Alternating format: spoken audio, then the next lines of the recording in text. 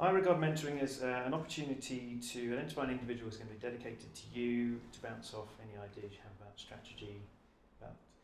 It's to ask the daft questions you might not be able to ask somebody else. So we're not generally an appointed professional advisor, so there isn't a formal relationship there.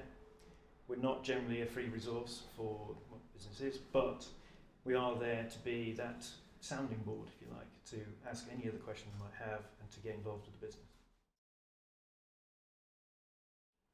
So as I said, it's not a professional relationship generally, we're not an appointed advisor. But what it is a much more informal relationship. So you can generally ask any question you like, and that person will treat it in confidence and use the benefit of their experience to help you out. It's generally also not a free resource for the business. We're not going to be directly involved, so we're not an employee, not a director. We are generally an external party who's going to give that informal but also very independent view. So from my firm's perspective, we've done some research to demonstrate that people who are involved in these kind of mentoring relationships are much more engaged in their work life in general, but they also appreciate a different perspective, so it helps them advise their clients because they can always see a different set of stakeholders, etc.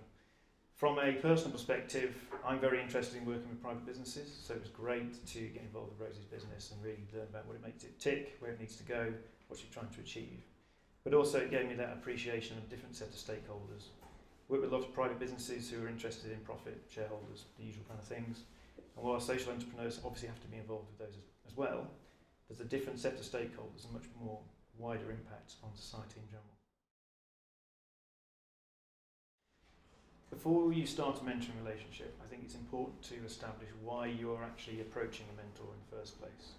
I think it's important to understand what a mentor is, and also what they're going to give your business, and then to form that into objectives for that relationship.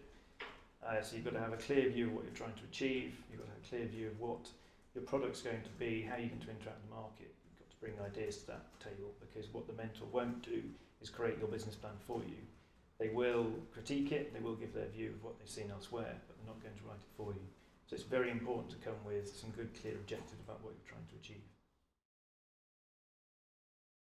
I think the best way of getting a mentor is to approach a local agency.